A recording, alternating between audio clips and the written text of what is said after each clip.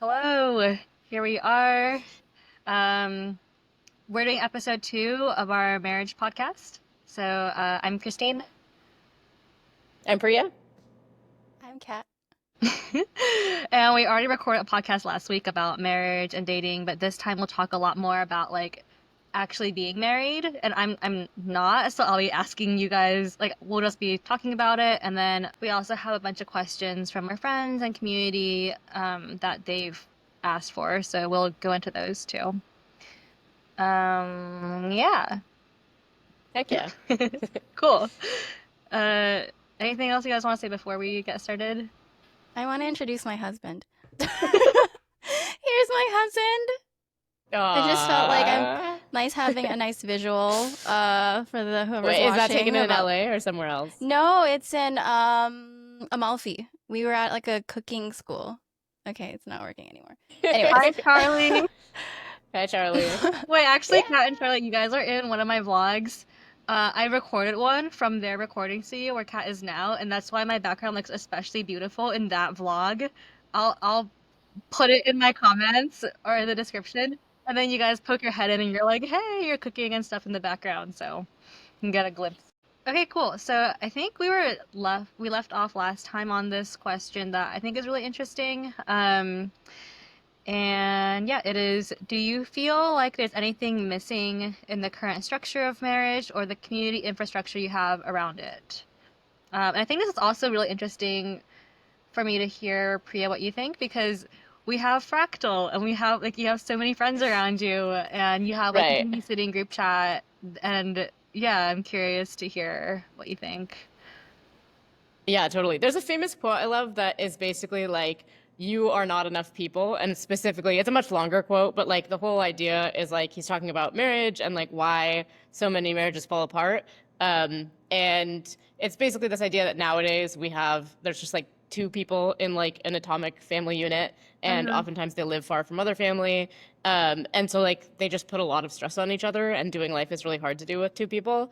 And I basically believe that. And so like the way Andrew and I live our marriage is like within community, kind of like I talked about last time. Like all of our projects also have collaborators, but even Mm-hmm. the project of raising our daughter in some ways has collaborators. We literally have this WhatsApp group called the Baby Rose Entourage, and we basically like send photos to all of our friends all the time, and everybody's like excited to see her grow. And then a lot of our friends have just spent a lot of time with her. We do a weekly date night where Tyler in particular like kind of takes point, and he always babysits, but when he Oh. babysits, he literally invites over a bunch of friends. So usually like she'll hang out with like 8 people on Thursday nights, and we'll come back and there's like music playing and everybody's dancing, including our daughter. And so Oh. yeah, we have a lot of structure where it's like not just us.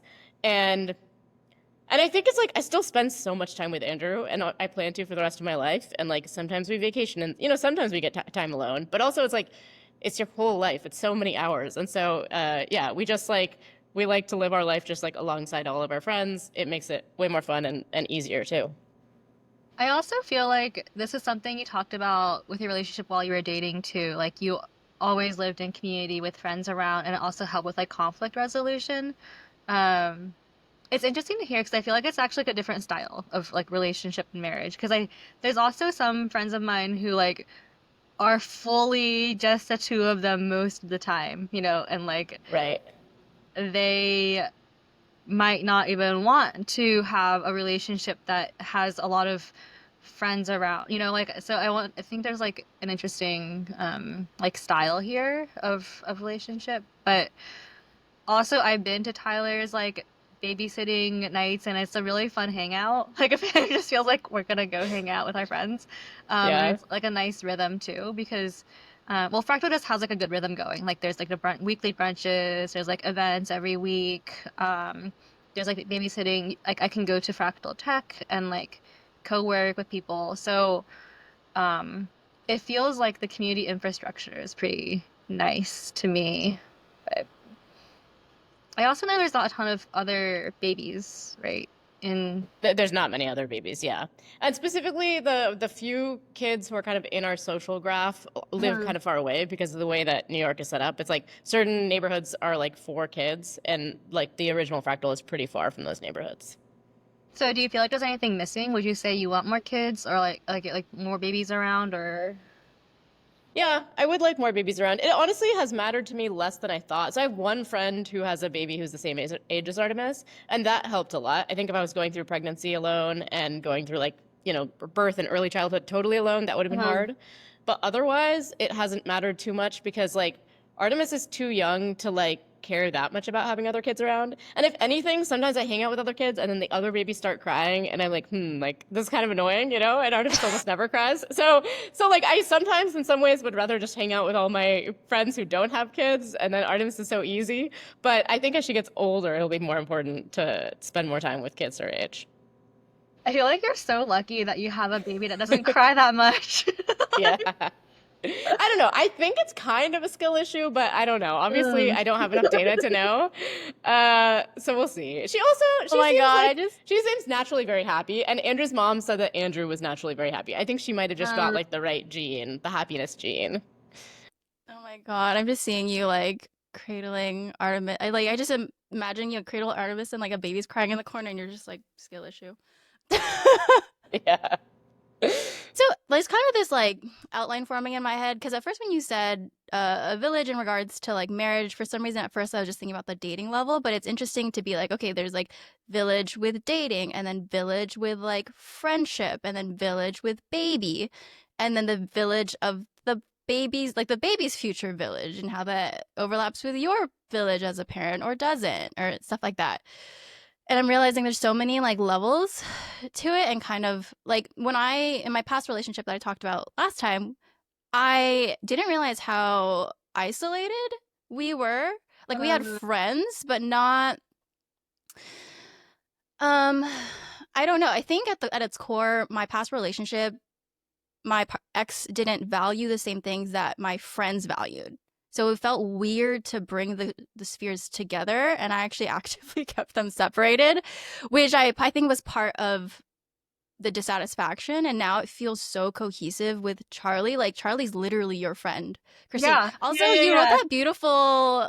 Oh my God! Like you wrote that beautiful introduction for Charlie in the Slack, and I was like, what a fucking gift that I have friends who see my husband so clearly in their own way, in their own light, and in their own friendship. Like it feels like such a gift. Um, I feel like because I I've became friends with Charlie too. Like, cause I knew you exactly, first for sure. And then yeah, and then Charlie entered the scene and I was like, okay, here's this new guy. And I think all yeah, the friends actually have to like there's like escalating commitment where you're like, oh, is this new date around? And then like they are and you're like, okay, let me get to know them. But yeah, yeah, no, Charlie and I totally like bonded and like honestly writing that so he wrote this introduction to my other friends and I like followed up with like why I think Charlie's great. But it was like the easiest thing for me to write because he is always complimenting people and he me and is, like is yeah. so effusive with that. And I was like, oh my gosh, it's about time that I give it It's back, so you know. nice to like the weight off my shoulders. Like I never have to worry about bringing Charlie to a social function or introducing him to my friends. Like that worry is so foreign to me now, whereas I think before it was there in my past relationships. 'Cause I mean, yeah, he just forms his own relationships and I think that's an interesting part of it too. Like I never had to do any coaxing. He just like is who he is. And it naturally came about and it strengthened my own friendships too. There's like kind of this effect where Charlie became closer friends to some of my friends and then I was like, "Wait, yeah, I want to keep getting to know them too." And then it just like I love noticing these like webs of friendships form. And yeah, I think that's another level in which like it's so helpful to have people around who not only like know you and know your marriage and all those things. Just make like having friends in a village within the context is so helpful and necessary. Also, Priya, you've set a new goal for me. Like I want babysitting parties once Yeah. I have a baby. Yeah. I definitely think like what you said about having a village when you're dating too makes so much sense because you're not just dating in a vacuum. Like your friends supporting this relationship is a big part of making that relationship succeed, in my opinion. Like, it is a struggle if your friend groups don't mesh or like don't like each other. So did you feel like there's anything like missing, Kat? That was the question that was posed. Is there anything missing in the current structure of marriage or the community infrastructure around it? I think that question depends if you're talking about like me personally or like just in general people's I like think, the well, general I feel like trends. you guys have both spoken to having, like, it's really nice to have friends around or like some kind of community around to support you in your Yeah. marriage. Well, yeah, I mean, I definitely if I could create as dense of a social network in LA as you Mm-hmm. guys have out in Brooklyn, um that would be incredible. And I do think there's a bit of a challenge with how big LA is, but I've actively like I'm doing this thing where I'm like, oh, I have like three friends who have like month-to-month leases, and I've like put them all in a group chat, and I'm Let's like, go. That's how guys, it let's just like starts. go on tours together, and like, can you see yourself in this neighborhood? And it's interesting because I'm pretty like sentimentally attached to Northeast LA, but I'm like, if I can convince all of my LA friends to be in the same area, like that's a freshly baked bread from my friend, is so much better than whatever Mm-hmm. local fancy shop, that's walking distance from another apartment we end up choosing. But um yeah, I read your article, Priya. I am doing the homework. Yes, do it. It works. Yeah, LA is a specifically tricky place because it is so vast, and like I Yeah. lived there for a number of years, and I remember like driving an hour to see my friends, and then like circling to find parking for another hour, you know. Yes. But New York is also quite big, and so yeah, I think people forget this sometimes, but like we're all in like a small, relatively small area of Brooklyn, and when we did kind of branch out a little further, so there's like more parents who are kind of down in a different area of Brooklyn. I mean, it's nice because at this point the scene still feels more cohesive, but like a lot of the scene depends on a bunch of people having moved to a neighborhood that like nobody really wants to live in. Not nobody, but like a lot of people who live there don't really want to live there. It's just that they live there Yeah. because of their friends, basically. I feel like that's such an important thing Hmm. to note because I think there's all these like rebuttals that come up even within myself about like a neighborhood like oh dang like it's my favorite cafe's not there anymore or like I'm a mountain girl I want the view of the mountains and not the ocean LA problem. Yeah. But then I've told my friends on the west side like hey like I'm gonna drive 45 minutes to go to your fitness class and I did this with my friend Diana recently because I want to already like mimic as if I was living there and already like make these seeds grow of this idea of like I could like live next to you. This is what it'd be like, but we just have to get in these routines. I will literally drive 45 minutes to make it feel real, and then it'll help us all feel like better about what it would be like to live next to each other. I feel like the shared routines is also this is a little off topic, but it is. It's not just the people in the community, but what forms the community and keeps it together is really the shared routines, like you guys were mentioning earlier, the rhythms. Mm-hmm, mm-hmm. Like I've lived within 15 to 20 minutes of friends, and I realized like, oh, we didn't actually see each other that regularly because we didn't have like a shared exercise, a Yes. shared brunch. We actually just we befriended our neighbors right next door, and like they're virtually one of our best friends now and we like it's been a year and a half in and we finally put something on the calendar that's like every Friday let's do coffee at their place because they would invite like kind of when they felt like it but then we're like let's like commit to this let's like make a shared rhythm and it makes a Mm-hmm. huge difference. Yeah, and that's what Fractal Brunch is almost like church, right? It's like a weekly gathering. You look kind of nice and you show up and it's like this community rhythm. And when I lived in co-living spaces in Europe, like the incubator or like Utopia, like they have rhythms. Like part of the community living is like, okay, every Friday we have a community meeting, or like every Tuesday we had like alignment. We had like a check-in, and I think it's very different. So Kat, I almost wonder if you convince all your friends in LA to like live together. Like we did our Mexico City retreat. You all do this big group Airbnb outing for a month, and it's like, oh, what is it like to live in proximity? And then we actually didn't have a weekly rhythm for our retreat, but it was too short, I think. And I think if it was a longer period of time, that it makes a lot of sense to have some sort of weekly or monthly cadence. But Yeah, and also things you said that sparked things for me. Making a group chat is social technology. Like, here are my three friends that I want to hang out with together, and I'm just going to make a group chat and chat with them in it. And like, it works. It works really well. So I think that'll be fun for you. I have an aside on that, going back Yeah. to the marriage topic. Another thing I was thinking about with Andrew is that like we have so many overlapping friends, and that means we have so many overlapping group chats. And so I basically like wake up and I triangulate all sorts of things about Andrew's life, like how he's feeling, what dreams he had, like what articles he's just read, what he has going on today, you know? I actually triangulate that mostly from group chats these days. I feel like early so on in our funny. relationship there was like a Yeah. lot more one-on-one conversation, but now it's like we live together, we have Artemis, and like actually so much of our conversation is like woven through all these Wow. different places, and that's how I keep up with him mostly in some ways.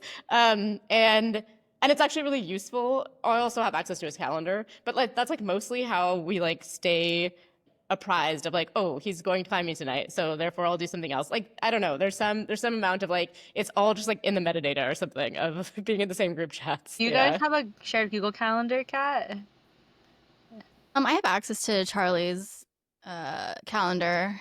I will send him calendar invites to be like, let's talk about budgeting and all these little things. It's like a thing I nerd about. This is a little bit of a tangent, but there was like this couple on Twitter that made like a shared notion for their marriage and their relationship, and I loved it. And then, but it had such a divisive response to it. Everyone was like, "Gag, that looks like corporate," and I was like, "Ooh, I remember like, this tweet. Yeah. marriage hub. Wow."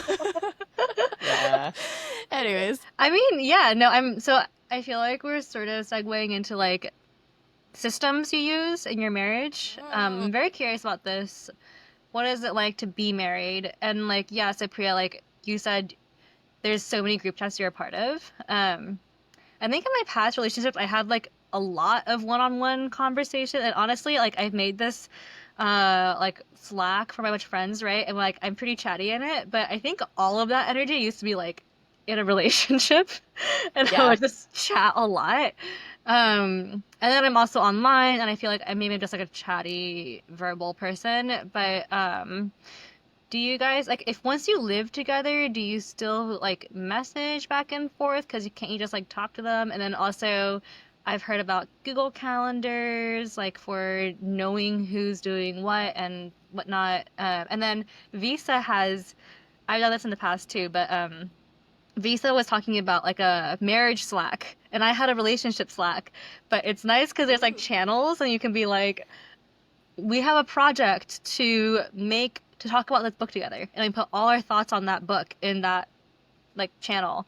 But yeah, I'm curious what you guys do, or like other systems, home routines, conflict resolution. Right. So we did have a marital Slack that was based off of visas, and it was Uh-huh. super useful. Yeah. And we talked in it constantly. Like Yeah. I would say when we first started dating, like for the first year, it was like constant conversation, like just the two of us. Yeah. Over time, I think it dropped off because it's like we still have plenty more to say to each other, but I don't know. In some ways, we said so much to each other, and now we just talk to each other in different ways. Well, now we have a marital Discord in part because Slack is Discord? expensive. Well, and Slack was like, we're gonna delete all your old messages, and we were like, oh, but this is our whole relationship history. So then we Yeah. like migrated it over to Discord. We have a marital Discord, but like we don't use it very often, and sometimes it drops off for like months at a time. But sometimes we return to it, and sometimes we like to go through the archives and stuff. Aw. It's like all there at our fingertips, so that's kind of fun. And it is fun because some of these projects are like lifelong projects. Like we have like a baby channel in the Discord, but we also talk about like how we're going to educate Artemis and all these things. And so it's nice to just like have a place Yeah.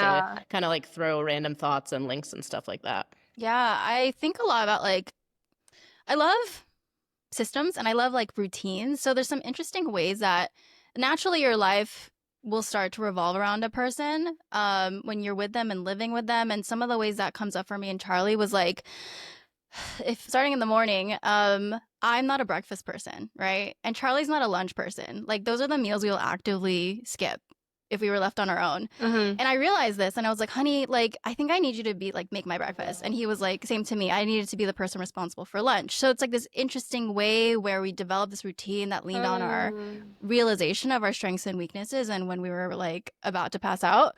So like, and he makes me a little egg. He makes me one egg And like sometimes I'll have some pre-made shakshuka in the freezer and he'll just warm it up for me. So he makes breakfast. And it's kind of funny because like I'll be in the bathroom getting ready and he does this really cute thing where he'll just like present me my egg. And it's so inconvenient because like there's no way I'd be eating my breakfast in the bathroom, but he's so proud of the egg. So and I like, thank you, honey. Like I'll eat it in the kitchen. And then for lunch, I'll usually like there's like a local Mendocino Farms, and we'll walk there, pick up a sandwich. Or like, I'm basically like actively thinking about like what we should eat, and then we'll take a walk after. And I think this routine came to be actually more so in the last few weeks, and it's been working really well. And I think it's this like natural teamwork that happens when we're both thinking about how to support each other, and it's really nice. And like another thing is I hate doing the dishes, and Charlie, like I'll take care of dinner. We'll both do it sometimes. Like yesterday we did a steak together, but I've also created this like system where it's like I was like, man, I usually overwork, or like I'm usually still on the computer like chewing at something when I should be making dinner. So what, and like the sun doesn't set at 6 o'clock. So like right now, it's like what's the common thing that's happening? I notice like every day around 5 and 6, like Charlie's getting on the computer because he wants to game with his East Coast friends. And that's like fairly consistent right now because they're very obsessed with Night Rain. So I was like, okay, cool. That will be my trigger to start making dinner. And it's been like, I just like love thinking about these little like ways in which each other's behavior defines the others in like a really elegant way. And it's been a nice like pillar. And so I'll make dinner, and then he'll always do the dishes because I hate doing the dishes. So I think that's, yeah, like our daily routine is this system. And I'm a big routine person. I don't get it right all the time, but it makes me like happiest. Yeah, I'm curious, Priya, if you guys have like similar kind of like daily routines that have come up based on your personalities. Yeah, we do have routines, although they change like every few weeks or something. Our newest daily routine is literally like we work together and we have stand up now at 9:30 every day. It's funny because yeah, I feel like it's not domestic, it's like normie or something. I don't know. Suddenly we're like 9 to 5ers, and we realized like we had lived this chaotic lifestyle for like so many years. And then I think at some point Andrew just hit this point where he was like really stressed about the business basically. And then he was like, we need process. And I was like, well, let's try stand up. And funnily enough, everybody loves stand up on the team. And yeah, so we meet in the morning. Stand up. Who's on the team? It's me, Andrew, Shanti, and Paris, and then sometimes Andy. Okay. And yeah, we just meet in the morning, and that's nice. It's like a nice touch point. And then I think probably the most consistent thing for many years is what we call walkies. We always do walkies. We usually do them with Daniel, who's our best friend. And so we basically just like go get coffee somewhere. But for the last like, for several years, I would say we did walkies at least once a day. And you can basically just like text, again, the group chat with the three of us and be like, walkies, who's going to walk me somewhere? And then you can also say walkies or scream. And then if nobody responds to you, then you scream because nobody took you on a walkies. That's hilarious. I love Yeah. that. Yep. Oh my God.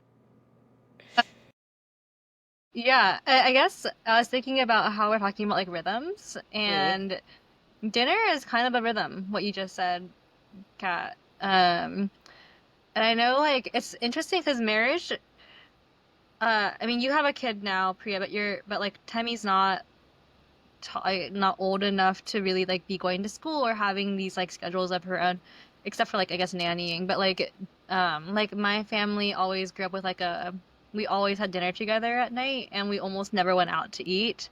But yeah, I'm curious about like your chores and dinner routines. Kat, you sort of spoke to yours. Priya, what about you?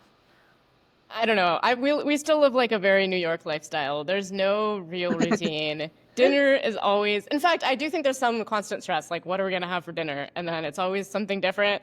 And we have a couple staples, but like we're often out, like we go hang out with friends or something. Honestly, like probably the thing that I'm worst at in terms of taking care of my daughter is literally feeding her.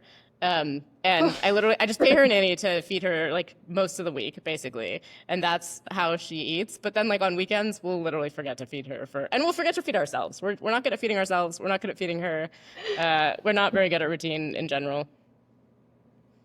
The food part for me, if there's anything I've done successfully with my 2 years of unemployment, it's realizing the importance of food. Because I would like early on in the sabbatical, I was like, it's the same thing as I mentioned with the breakfast. It'd be like 11 a.m. I am thinking that I'm still in like 9 to 5 mentality. So I'm like, I should have been sitting at a computer at 9, but I haven't eaten. But the thing I want to eat now that I'm most hungry is sushi, but that's super expensive. Oh my God. And I just spiral. Like one time I just journaled all my spiraling thoughts and I realized how reoccurring this was. And it made me realize like, damn, food really has to be this pillar that everything else like goes on top of, or else I end up spiraling and I make such poor decisions. So that's really why I've realized like the food routines where I'm like, damn, like, if I need something to trigger me into like, okay, time to like be the home chef or something, time to like cook stuff and think about food. We have like I'm also like starting to learn about meals, or meals can be easy. I remember I had dinner with you and Andrew and Christine was there too when I was in New York, and you guys did like a easy roasted vegetable thing and it was so yummy. And I, Mhm. for whatever reason, like go on hard mode and I'm like, time to make a French stew for 8 hours. Like that's how I started my like cooking journey. And I'm like just recently being like, oh my gosh, I could like put chicken. This morning I wrapped a peach in prosciutto and then I downed that and that was my breakfast. It was Delicious. fantastic. Yeah. But man, this is a whole other video or thought process of like underneath a meal there are actually so many decisions to make when you're making it for yourself, let alone for other people. Um I do want to make a yeah. shameless plug to Kat, to your point, which is everybody should get an air fryer. It's the only way we feed Yeah. ourselves. You literally just put food in the air fryer, and then you like press a button, and then it's cooked.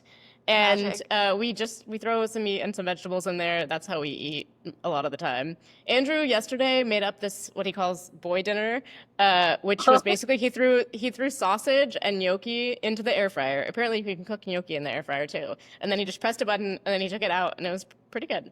Yeah. I love that. Oh my Yeah. gosh.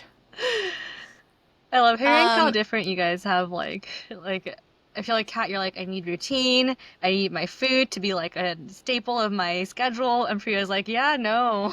Like we live in community, we have stand up. I also think it just shows like how marriage is just about like compatibility. Like we were talking about earlier, like if you're dating someone that you're not that compatible with, especially like on a lifestyle standpoint, you can feel like you're bad for being like a night owl or like whatever your natural yeah. schedule is. But I'm curious, there's this other question, like it sort of yeah, leads well into this. What principles or values guide you in your relationship? And do you think there's anything in particular that led you to where you are now? I think for me, some of it is adventure. I remember when Andrew and I first started dating, we had this talk where like the feeling of our relationship was literally like holding onto a rocket ship and it was like going super fast. And I think that is what I wanted in the sense that I think I was just worried growing up that I would be bored, basically. What about you, Kat? My Enneagram? Principles, values? Oh.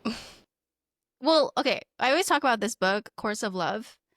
Oh And Charlie and yeah. I read it very early on in our relationship. It's by Alain de Botton. It's beautiful because it is fiction mixed with like philosophy. So it tells a fictional story of a couple, but like it illustrates certain arguments they have, and like the moment like one partner gets pissed off because the window was left open, it actually digs deeper. The philosophical part comes in, and the psychological part comes in where like the author digs deeper and goes like, why is this person like so pissed off about this window being open, and it like illustrates what's going on in the internal worlds of like two sides of a couple in argument in their marriage. And uh I think that book set like such a foundation for our relationship, because we were never like expecting perfection from each other, and we had done a lot of like therapy and self work prior to the relationship, like prior to being together. That I don't know if it's like necessarily like a principle, but like a way of being, a way of like having a lot of grace in how we accept one another when, especially when we're at our worst, but also like how to still hold each other accountable to being good to each other. Like one of the things is like you can be angry, but you can't be mean. I don't know if that's from the book necessarily, but I think like that's one of the things that guides like how we talk to each other and how we process our emotions, and then everything kind of like comes from that.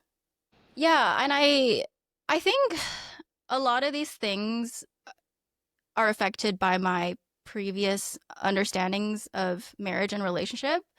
Like I don't think I personally had like the best examples growing up, so I actively sought better examples. Like I love reading books on love because I was like, oh, there's a different way to do this. Oh, I don't have to get caught in this like generational pattern. Oh, this is where it comes from. And it just Mm-hmm. gave me the tools. I used to be really afraid of marriage. I always felt really claustrophobic about it. Huh. And with Charlie, I didn't feel that, which is fantastic. And I think there's reasons why, but it all goes back to all the principles I think that we engage with together. Um, yeah, I kind of just lost my train of thought. Yeah. Um, I really liked The Course of Love. I thought there was definitely some aspects of it where I was like scandalized because they were like, oh, they were talking about like there's like things about like they navigate like jealousy and things that come up with other people. At one point, one of them, maybe I'm spoiling it, spoiler, mute. One of them cheats, and like all of this is navigated throughout this marriage. And there's a part where he was like telling this girl how he was like fantasizing about like the neighborhood barista, and I was like, what is this? But they were like into Yeah. it. I don't know. I like, yeah. You know, there's a word actually that is used in the book. It's pragmatic romanticism. And I think this is one of those things that Charlie and I are actually really aligned on, which is the romance is like in being realistic with the whole person that is in front of us, right? Like the reason Mhm. those stories come up is like no human being is perfect. Like we all have this like shadow side we have jealousy, we have like anger, we have, things that are unsavory, honestly, that are Mhm. about us. And it's not that within a relationship you just have whatever like free will to be a shitty person. It's not that. It's like, oh, I have these unsavory characteristics, and in order to like have a conversation about them Mhm. healthily with the person that I love, that I'm trying to build a home with, we both need to like at the very least like put it on the table. And it doesn't mean that like my partner becomes my therapist. And I think this is why having like the village or outside help like help us support, like we learn to support these parts of ourselves first, but that doesn't mean we hide them. We're Yeah. actively growing and like developing these parts of ourselves side by side.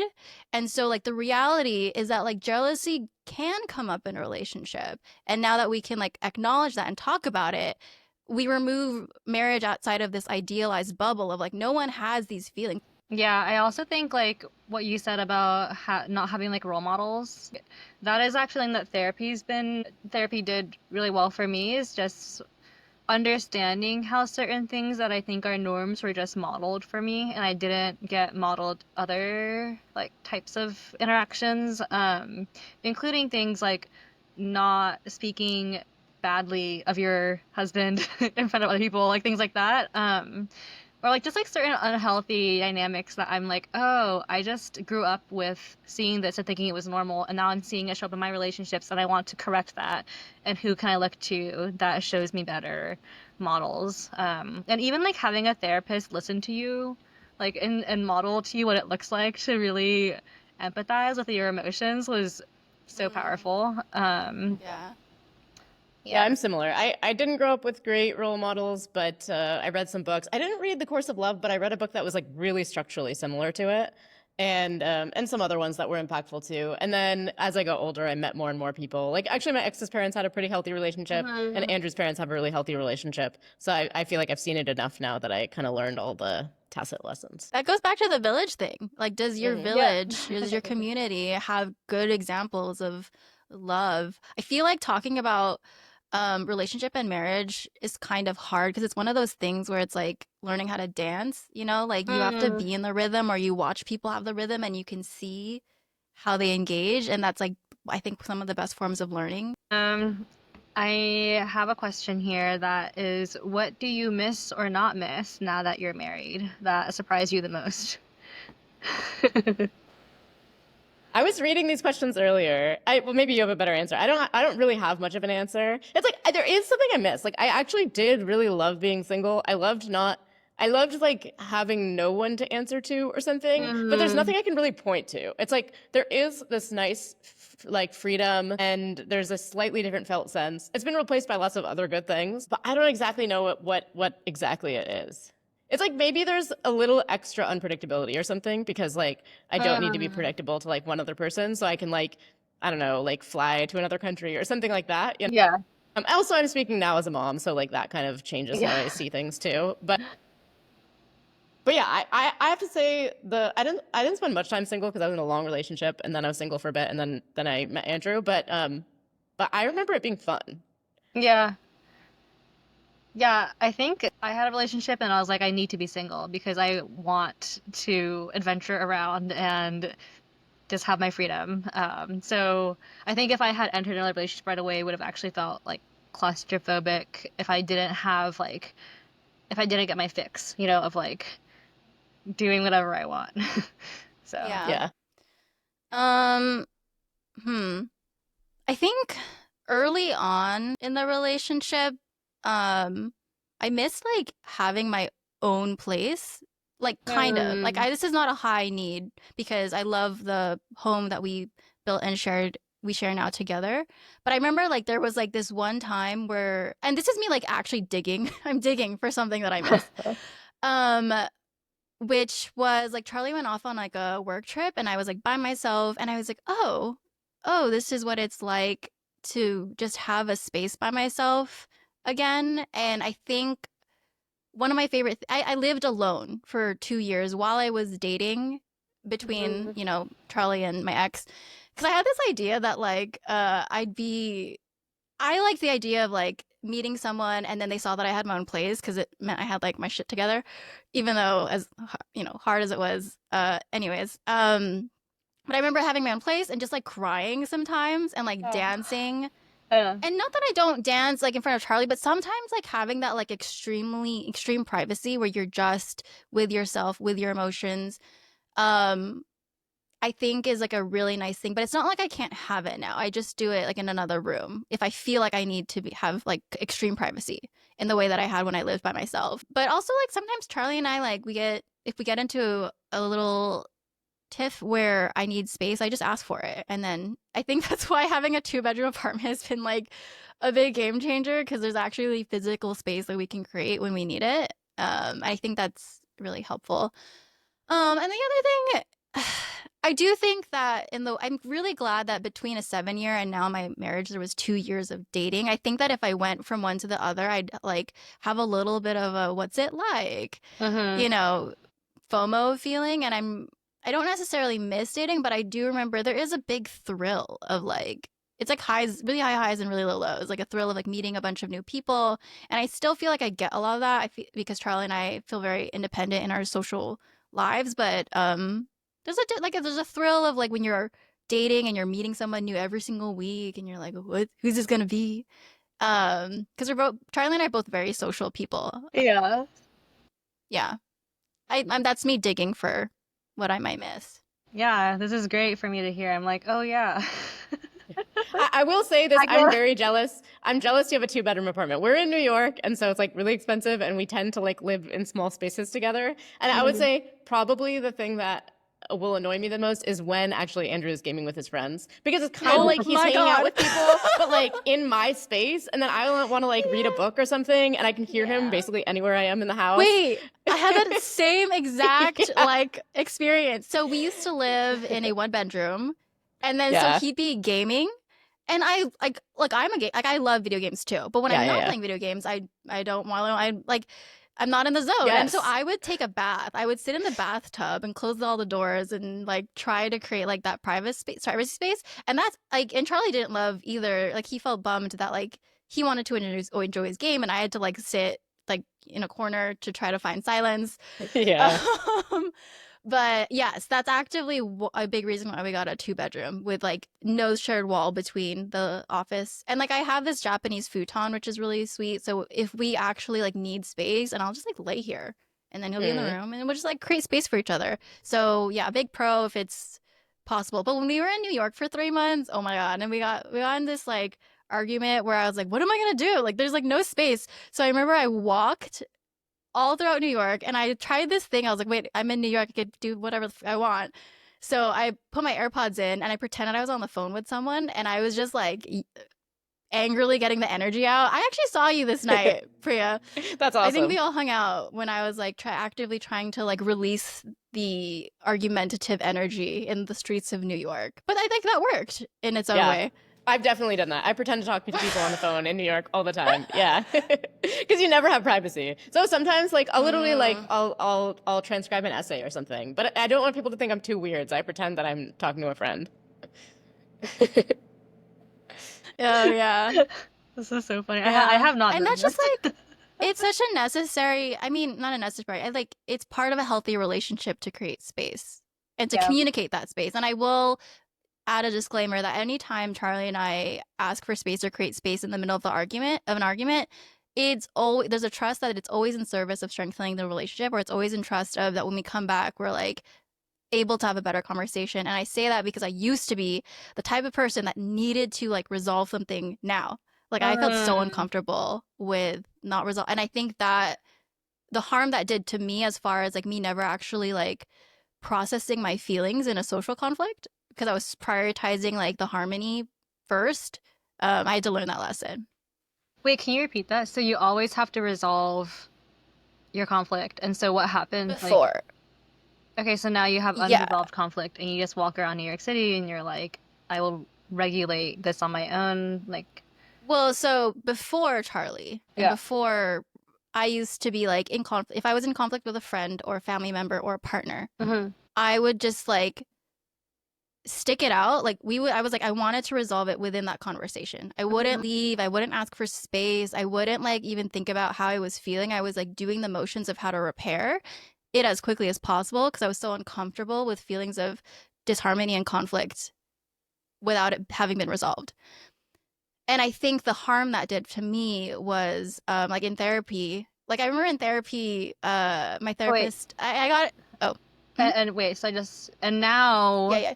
you, Now, if I'm in an argument, like and if I need space, not all the time, I know how to ask for space and I know how to like give myself that space. And thankfully my partner also knows how to respect that space or ask for it if they need it.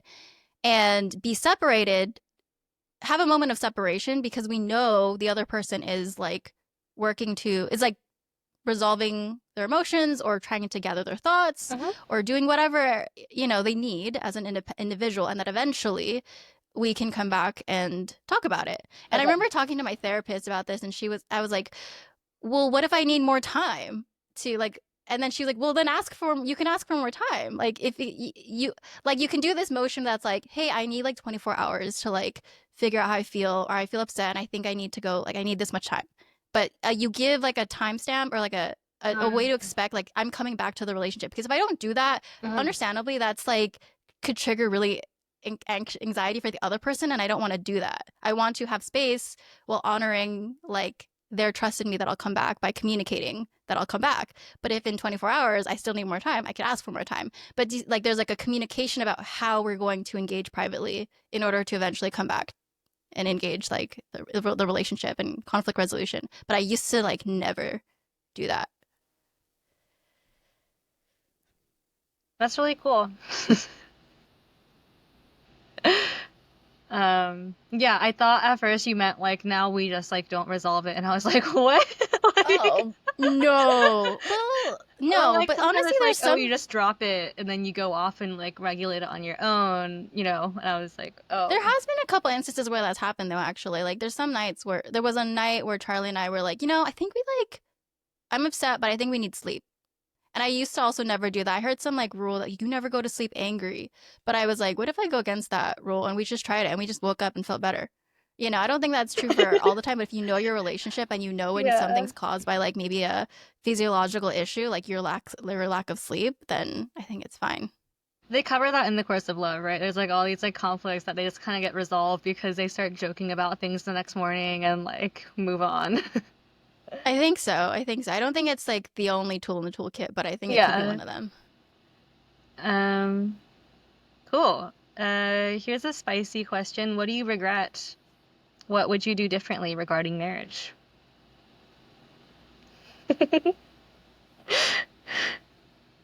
I I don't think I have much to say. I think so. I was with my ex for a very long time, literally for 6 years, and I thought we were gonna get married. I guess I regret that I didn't end that relationship sooner.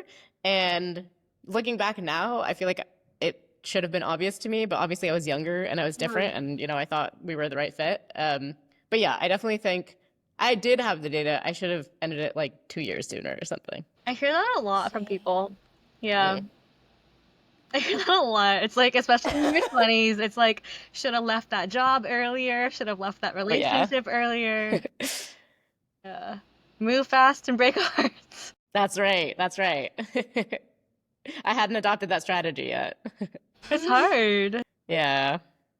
Is that also what Um, you would say, Kat? yeah, I can't really think of any regrets that I have about our marriage. Like, I just really can't.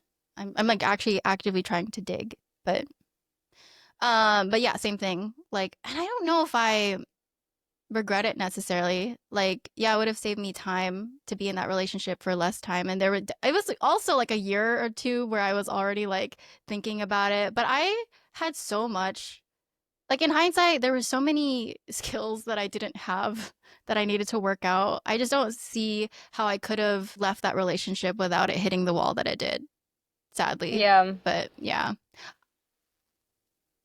I have a recording of myself crying Oh. in like all the sad. I have recorded myself crying like towards the end of the relationship, like before it had ended.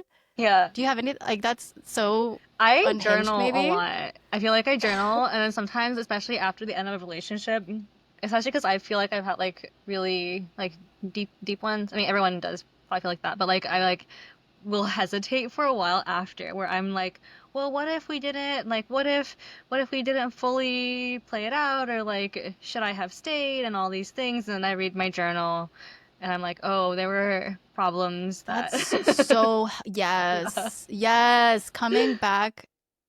I don't think well, my ex my last relationship, the 7-year one, was so burned out by the time we broke up that I was shocked at how little I was like I think I had gone so far and like burned out completely that I didn't have the wavering. Mhm. But in hindsight, like it's so crazy what the perspective gives you. Like, yeah, that was like wrong. Like I'm not gonna specify the relationship issue, but it's like that was so wrong. That was like not the behavior I deserved, or like not the behavior of any healthy relationship. It's like, and it's so good to be able to capture that and look back on it and feel clarity. Okay, so we still have some questions. I don't know if we have to go through all of them, but what is the weirdest thing that is important or required for marriage to work for you? A 2-bedroom apartment. Two-bedroom apartment. So key, so key. Yeah, I do feel like there's been, it's so funny. This actually, I do think was probably one of our biggest like relationship conflicts. And I feel kind of bad. I feel like Andrew has mostly stopped gaming with his friends in part because of this. And partly his friends got older and their schedules changed and stuff like that. Yeah. And also we have Fractal, so we do like a lot of in-person socializing. But yeah, I do think probably if we had a 2-bedroom apartment, he would game more and he would be happier. So yeah, that's an interesting one. It's like a vote for LA. There you go. Yeah. Yeah, it's a hard question. What's like a weird thing that's required or something? A weird I mean, thing, our yeah, life like is a so weird. surprising thing Yeah. that has helped it work. I feel like we have sort of touched on parts of this, like Yeah. living with friends, community, and helping. Like, I feel like that is a really great theme of this because people talk about how romantic love is expected. Like now there's this expectation that this one person will take care of all of your needs. But if you do live embedded in like a village, then that is covered by all these other relationships in your life. Just plugging Esther Perel's Mating in Captivity. That was like the book that introduced me to the idea that like one person couldn't do it all. If Yeah. anyone wants to read that. Um, what questions are you living in your marriages right now? How do I have a baby? Let's go. When's the baby happening? When baby? When Where baby? baby? Where baby? When How I baby? feel like that baby? also answers the question Baby, of like please. that also answers what question do you feel like marriage lets you live that a relationship might not. Um, I Yeah. guess you could have a baby and not married, but yeah. I was thinking about this thing where it's like, what does marriage, to me, marriage, like if you deconstruct it, it's like you're building a home together. It's building home together, right? Because I think that's unique from like different types of relationship. And you might, with that definition, you could argue that Charlie and I were married a long time ago because we started actively building our home, like in a physical sense and a values sense and a routine sense, like a year and a half before we actually got married. Like by the time we actually like got married, it felt so there's this interesting idea that like once you get married like that it like transforms the relationship, and I just don't agree with that. I feel like if your foundations need to be set much earlier, but I also believe in living with your partner before marriage, and I know like not all cultures agree or not all people believe in that. um yeah, building a home together is really important, Um, and what makes it distinct from like a relationship, if I'm getting um, like specific. It's hard to distinguish between my marriage and like my whole life. It seems like I feel like we have a lot of goals. This goes back to the where do you see your marriage in 5 to 10 years? That I think is yeah. another question on our docket. It's like I have a lot of dreams, I would say. Right now, my current dreams are like a big co-living house with my friends that's co-bought. That's right by McGorlick Park. I don't know if you've had a chance to go to McGorlick Park, but it's like So heaven. specific. It's so lovely. And then starting university is like a really big one. It's a big dream we've basically always had. Like literally on our first date, Andrew told me, actually at the time he told me he wanted to be a high school teacher, which I was like, high school teacher, that doesn't sound very ambitious. But like we both have a really strong interest in education. We always have, and so I think we like dream of creating educational institutions together. We wanted a second baby at some point, but not yet. So I have a kind of like a dream of a life, and I'm not sure exactly what the question is. It's just like, can I have my dream life? Aw. I'm getting FOMO listening to you guys. When husband? When husband, Yeah. When Christine? husband? When Where husband? husband? Where husband? Who husband? Where? Hopefully New York City. Should we do like a Christine plug? Date No. Christine. Yeah. She's great. Wait, on my I would say, on my yeah, camera, if you're Christine's that way. if you yeah, if you like ship a lot, you do a lot of creative projects, and you host a lot, and you have lots of lovely friends, you might be a good fit for Christine. You're full of life. Yes. Mhm. Yes. And you're hot. You got to be hot. Ideally, it climbs. And you climb. All right. That's pretty easy. quietly Everybody like climbs this too. now. It's convenient, Christine, that your niche hobby became like really popular. It's so convenient. I want to have like another podcast about like community. It's nice that all my friends share my interests too, because I feel like you guys could talk about community. You're both like community builders, but also a bunch of my other friends could, and also they could also talk about romance and dating and marriage. But yeah, a whole other thing would be on yeah, like hosting community building. Yeah, I don't know, Kat, did you have anything to say about like marriage in 5 to 10 years? I guess you said baby, so that's pretty clear. Baby, a little baby. Yeah. No, just good luck out there, everyone. Also, Good luck. Best of luck. fun. Have a good summer. Good luck, Wait, there was one suckers. thing I did want to also say on the village piece, on the dating part. I think it's just so important to have the village with you when you're dating, like people you love, you can lean back on when shit hits the fan, because it's tough, right? And sometimes it's less like advice and more just like, dude, you're running a marathon. You have to have this like steady cadence of like meeting people. Like that's the only rule of thumb I had when I was dating. I was like, am I meeting someone like kind of regularly? Am I going out the door? Yeah. So, and it's hard to have the stamina emotionally to keep doing that when it doesn't feel like it goes right. I'm So, definitely glad I'm in having New York lots of City love. because Yeah. I meet people all the time, especially because I'm embedded in this like community.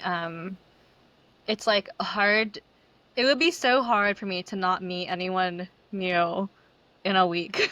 Okay, I have a spicy take. I'm gonna throw some shade on Okay. LA, where I lived for like 7 years. Okay, I have this. Wait, you lived here this for doesn't 7 years? Yeah, I went to college there, and then I worked there for a couple of years. Oh, Yeah, isn't that I didn't crazy? know But I that. don't think. Well, I Wow. probably overlapped with you. I think with Christine, I didn't overlap, and we didn't know each other back then.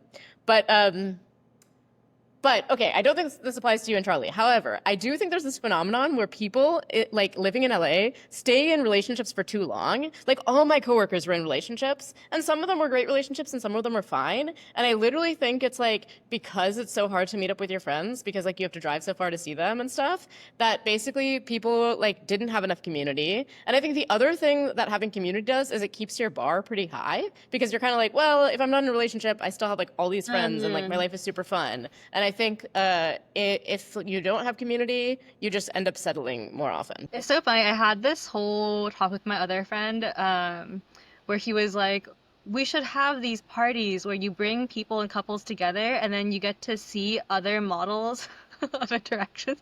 And you can be, when you're like on a date with someone, like your partner, and then you see another couple and they're like so cute and like in Yeah. They're love. like happier than you. And then you're like, yeah, and then you're like, wow, why aren't we like that? He Totally. was like, this is the point. And then you can see that your relationship sucks and you've been in it for way too long and you should Oh my God. relationship.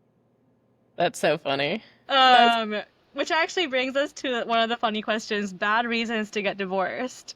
It's like, I think a bad reason. So it's really hard because you can only tell this for yourself. But it's like relationships are really hard, marriages are really hard, and sometimes you will run into a big conflict that might take like multiple years to resolve or something, and it makes everything about your life worse because you have like all this extra friction and the way you relate to each other, like there's not full trust, things like that. And so part of it is like that is still a bad reason to get divorced if you're actually fundamentally compatible and you just need to like resolve your conflict and like heal together and like go to therapy or something, or maybe not therapy specifically, but you know what I mean? It's like the problems are often solvable, but like can take a long time to solve. Like, I mean, you're just living your whole life together, and yeah, sometimes that can be the case, I think. that's like a really daunting aspect of marriage to me. Like, I just heard about my friend who was sort of going through some struggles with her husband, and for some reason I was like, oh, huh. I thought it was like happily ever after. And then I'm like, wait, no, this is like, marriage for decades. And the idea of having a conflict that takes multiple years to resolve is like so daunting. But otherwise you're gonna get divorced, and that's Right. like Because there's just a so big much surface deal. area between you two. Yeah. Yeah. Yeah. Yeah, I would say in my life, like Andrew and I's relationship is perfect in almost every way, and we just had like one very deep conflict, but it really was multiple years of like, okay, this kind of like there's a fracture in our relationship that you can feel when we interact together, and there's like some worry underlying where you're like, will this fracture ever go away? And it did go away, but like, Wow. and we had lots of good times within that too, but yeah, sometimes you just have to like live with it for a while. Yeah. I think I don't have a good answer for divorce because I haven't thought You've about been it. married for like 2 months, 1 month. Yeah. So like, but I do think that is like one of the hard things. There was someone who talked about like marriage in the Slack, and then I just sort of waxed poetic about like sometimes living in a marriage is like living in this eternal question. Sometimes that question is like really beautiful, and sometimes it's really heartbreaking. And there's times of life where you do suffer. Like I went through really bad sickness in 2018, and my like motto at the time was like how to suffer with like grace, because I realized like I was not going to suffer. My life was in a chapter of suffering where I couldn't eat. And until I fixed that, I was like Wow. in this chronic health struggle. And no, life was no longer about like neutral to positive. It wasn't about setting goals or anything like that. It was just trying to like get back to neutral where I could like wake up and not have brain fog and eat food. And that will happen within the span of our marriage together, or something could happen to Charlie, and that's part of the commitment. It's like literally in sickness and health. How are we going to weather suffering together as best we can? And I don't know what the answer to that is. We just kind of have to like live through it and trust that the foundations we build and the love we have will allow us to see it through. Um, yeah.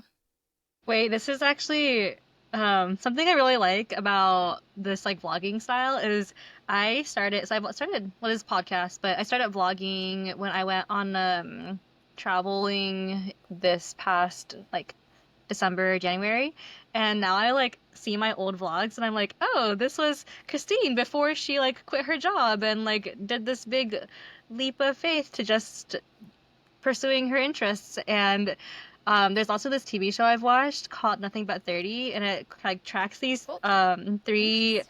Chinese women. It's Chinese, but you can still, I mean, it's on YouTube. There's probably subtitles. Nice. Oh, okay. But they're in their 30s and they have all these questions they're living in, and they go and they like sit in on this college class and they see these like three girls in their 20s and they're so stressed out about like these questions in their lives that feel to these 30-year-old women like so silly, or like they've so like they've lived and moved through those questions, and then they're like, oh, what is it going to be like when we're 40? And in the TV show, like one girl's going through like issues in her marriage, another girl is like her husband, she has like a child and she's trying to get her child into a good school and it's really competitive in China. There's another girl who's like single and working on her career. So yeah, I just had this moment of like, oh, like, do you guys have any questions or thoughts for like future selves that you're like thinking about? And maybe we'll see this in like, Yeah, in real time. Yeah, ask us in 10 years. yeah, exactly. Yeah. I don't know. I want to know if I'll be a good mom. Next time it's like you like are holding your baby up. I'm just curious to see how it all turns out, but I don't know that there's any particular questions. Like, it's kind of like, did I do it? Did I make it? Have I made it? Are Yeah. we alive? Yeah. Can you make it? Wow, that's an interesting one. I almost Well, feel like like, I because I never do have all meant these to make goals, right? Like, does my life look the way I expect it to? And I think it's okay for life to take some twists and turns, but I do feel like I'm at an age where it's like I know a lot of what I want, and maybe it would look a little bit different. But if it looked a lot Mm, different, that would be very surprising and maybe disappointing, huh. Yeah. You know, it's funny. When I was having my existential crisis, I made a spreadsheet called a fear catcher, and I wrote down it. Why did it have to be a spreadsheet? I have no clue. I was just obsessed with spreadsheets at the time, Yeah. but I wrote down like all my fears. Oh my God. I wrote down all my fears and all the things I wanted to change, and I created all these permutations of different combinations of how I could address the problems in sequential order. So it was like, okay, should I break up, move, find a new job? Should I find a new job, break up, then move? It was like I, I still have it, and it's fun to look at, honestly, to see like the limitations of my mentality at the time because I was so like Yeah. clouded by fear.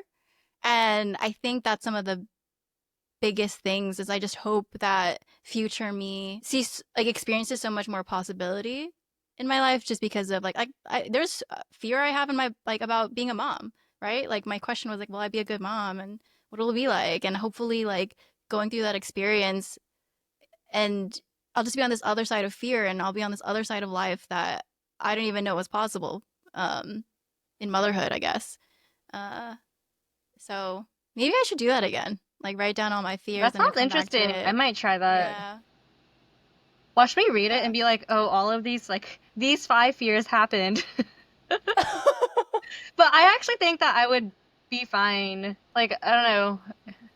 I feel Yeah. like I can handle bad things happening, you know? I Sometimes it's think good to we're all name them because then very you can just be like, well, right. what would I do, right? Like Yeah. if it's just in your head, it's kind of looping. But if you Yeah. put it on paper, then you're like, okay, well, if that happened, then I would do this. I think what's really cool is we're all very resilient women.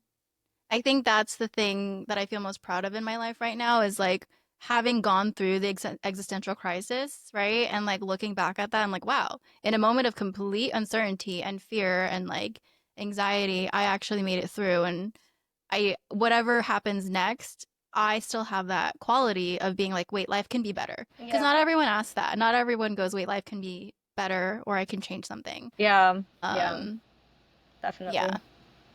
Okay, I'm aware that we're like over an hour. We have I didn't think we would finish all the questions, but we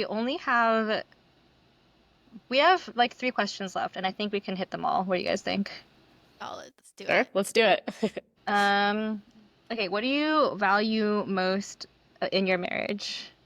Did we already answer this? I feel like we sort of I feel answered. like we covered it. Yeah, Okay. nothing comes to mind that's exciting. Yeah. Anything, Kat? Um, Look at the face. The nervousness. Wait. and this one Just we also using it sort of as a whole. covered in the dating episode. What made it clear that this was a person to marry? Anything subtle or easy to overlook? Um, Well, I have something to add here. I do feel like in my last relationship, and I think this is really common, I've seen it among my friends' relationships too. One of the biggest things, we might have talked about this a little bit last episode, but like one of the biggest things is like deciding where to live. And that's such a big decision for your life. And like it's hard when you don't want the same things. And I think when Andrew and I were starting to date, we had a little bit of that. Like I liked San Francisco more than Andrew. I also grew up in the Bay Area, and he liked it, but there was some sense in which I don't think he really wanted to start to create a life there. And he also really missed his home in Phoenix, and he liked the idea of living there. And I was like, wow, that sounds horrible, like in the suburbs, and I don't know anyone there. But I do think there was just this sense where it's like we cared so much about each other, and we had like enough shared values, and like the kindness of lifestyles we lived were shared enough that we just like had a faith that we would figure something out. And to some degree, that's how we ended up in New York. Like we're both very happy in New York. I think I might be marginally happier in some ways in San Francisco, but like we just found something that worked for both of us. And so I think just knowing that, and that's hard. It's like you have to like discern that or something. But I think I could have discerned in a previous relationship that like actually we were not going to find enough alignment, or we weren't each willing to compromise enough on that sort of thing. And that's just such a big decision that you have to like know that you can find something that you're both happy with. yeah. Yeah. What was the original question again? I want to talk about the city thing, but I want to make sure I'm on topic. Oh, what made it clear that this was the person to marry? Anything subtle or easy to overlook? Yeah, totally. I agree. The where to live together is like tricky too, because it's not like when you have like a shared religion, like you're pretty steadfast in that or something, or certain values feel pretty static at certain ages once you get to a certain age. But like, what if someone's like career brings them to another city, right? Like that's actually like a shifting thing that like I almost took there was a couple job offers I had in San Francisco, and the beautiful thing I found out like Charlie and I didn't have like a conversation about this ahead of time, but it was like, oh, he was like, I'll if that's what your dream is and this job is your dream, like I will move for you, and you kind of turn this into it's a teamwork question, you know. Mm. And I was just really surprised at how willing he was to do that for me, and also for me for him, like if he had a business that required us to move to another city, like he was surprised at how readily I said yes to that. As much as I love Los Angeles and my home is here, my family's here, it's like you realize that like when you get married, I think this is the one distinct thing. Oh yeah, this is my favorite distinct thing about marriage is that in front of when you like announce that you're married, to me that's announcing to everyone in your life that this is the most important person in your life now. Like you are a family unit.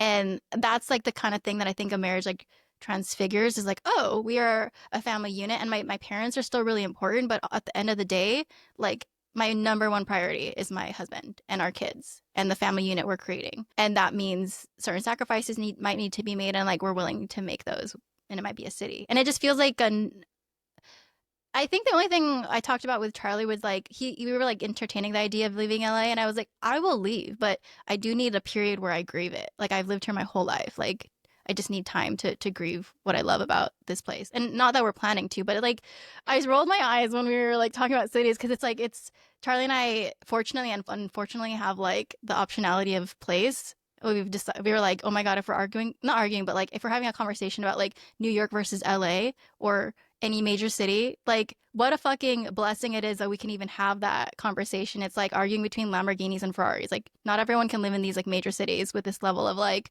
freedom. Also, I don't even know we can afford to live in New York, to be honest, like at the uh lifestyle Not with that a we want. 2-bedroom apartment. Yeah. Maybe with a studio. I've never actually calculated it, but Yeah, it's really easy to overlook where you might live and the sacrifices you Mm, might need to make because that's just one of those things you roll with once it happens. come to New York. Into New York. Awesome. This is actually really interesting. I was thinking about the lifestyle thing from last podcast, and I was like, oh, I like it's interesting to hear you guys both speak to like lifestyle and location because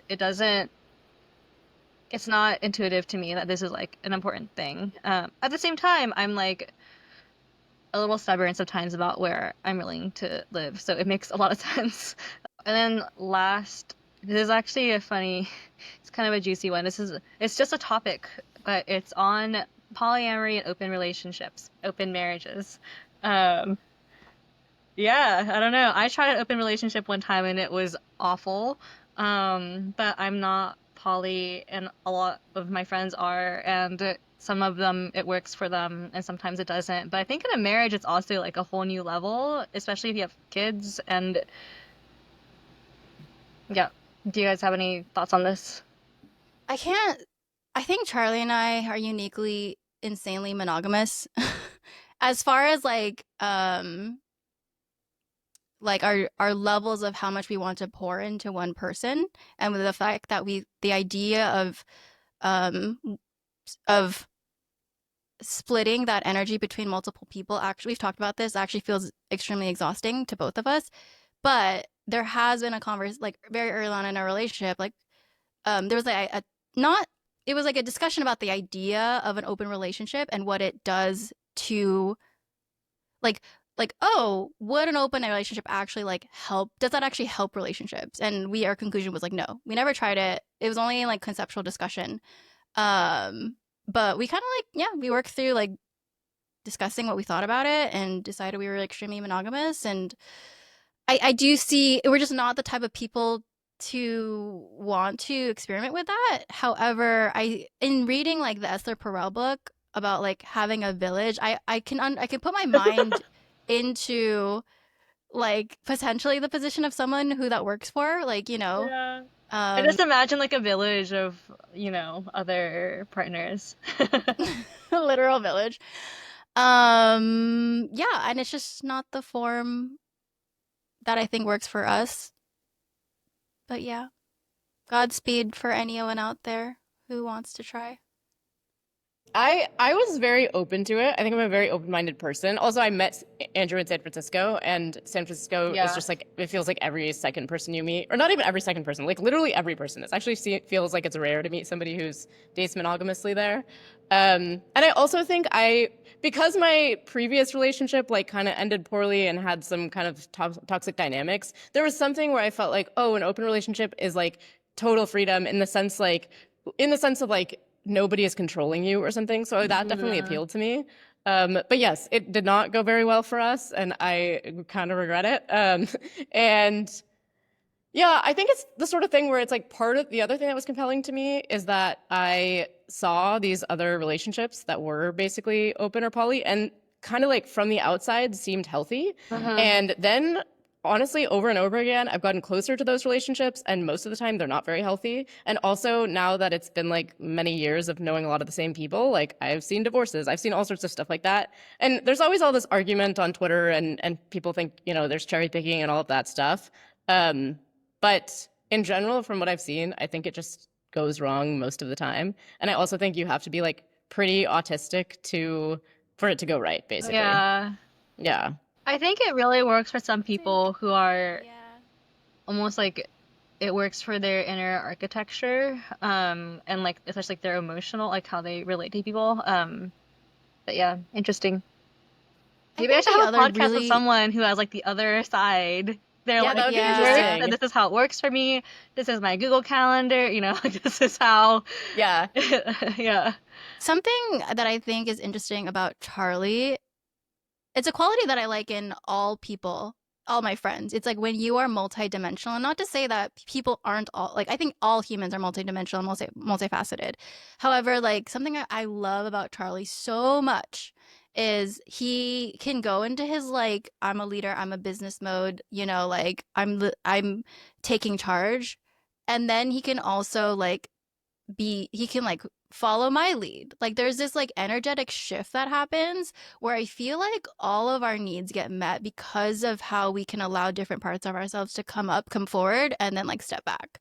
And I Mhm. think it'd be a lot, I don't know, I don't know how to like describe that other than, you know, shifting roles constantly. Like he just feels like such a multifaceted person. And I really do feel like I'm dating multiple people within that, or I think that need like that's It's like your like no, I don't know polyamory how I want to within a phrase it that relationship. way. It's just like yeah, I mean like it's we are just I'm endlessly interested and fascinated by him and all the different interests he takes on and his range of emotion. And I always wonder, I think that it's a rare thing to be able to have all my these like needs that I have met actually. Not all of them. I still need a village, but actually quite a lot are like met through my relationship with Charlie in a miraculous way, I think. I have two thoughts. Let me see if I remember them. So one thought is like the other thing about kind of monogamy versus poly is that I've seen a lot of communities fall apart because of polyamory. Yeah. And obviously, Andrew and I are community organizers. And so I think we had just seen it enough that it was like, okay, we don't want to risk this whole thing falling apart for this thing that seems to keep happening to the people around us. And I also think there's something where it's like part of the role that Andrew and I play with our friends is like we try to introduce them to partners. And like to some degree, we do a little bit of marriage counseling and relationship counseling. Like it's actually pretty normal for us to have conversations with people where they're like in, you know, long-term relationships and they're trying to work through kind of their issues and stuff like that. And I feel like there's some amount of like what like I believe a lot of people really do want lifelong partners, and like for some reason there's something about the culture where people won't like directly go at it or something like that. And there's some amount of like I just think it's healthier for the community for there to be lots of strong friendships, and then Mm. for romance, for you to all be helping to route each other to the right people or something, and then helping to counsel each other. And I think if you introduce poly, it just like creates these negative dynamics where like the woman can't help the woman like find their Mhm. marriage partner or something like that because actually you would be in competition with those people because there's no sense that like the partnered person is no longer competition. Anyway, just like weird evo psych stuff, but like I think it's all true. And it's like if I want to have a really strong community where we're going to be friends for decades and we're going to be like building projects together for decades, we need a very stable structure basically. Do you guys have any last thoughts you want to say for this marriage podcast? I love my husband. Yeah, get married. It's fun. Get It's fun. married. It's Yeah. fun. I did get a FOMO listening to this, so good job, guys. I do think here's my final thought. It's like it kind of like circles back to earlier in the conversation, which is like your marriage can look just like you. So I feel like Kat and Ooh. Charlie's marriage really reflects their values, and Andrew's and I's marriage really reflects my values. And I think sometimes when people think about marriage, they think about like one shape or something, but it's more like you find a human who's kind of shaped like you, Wait, I and love then you like that. create your own shape. Yeah, That's so much more Yeah. compelling. totally. Yes. Yeah. Wow. That reminds me of that article where someone's like, you shouldn't strive to be like Simon Saris. Yeah, I remember that one. Who is like this Yeah. like lifestyle personality? Yeah, I think that's a really great way to end it, where it's like we're not here to talk about some perfect version. Like our version of marriages is not a thing to ideal. I think there's principles that you then apply to yourself and your approach, and all you have to look at your own resources and your own values and your own community, and it all turns into its own thing. And that's why I'm not really ever hard. I'm never against any, like, I don't know. I'm like, well, you know, I'm not the type of person that would date within friend groups, but that like works for other people. And I don't know. It's just all suggestions, all recommendations. Yeah. Okay. Well, on that note, thank you guys so much. This was really fun. I love seeing you Yeah, it guys. was. Yeah, and I'll talk to you guys soon. Thanks, Talk everyone. soon. Thanks. Bye. Bye.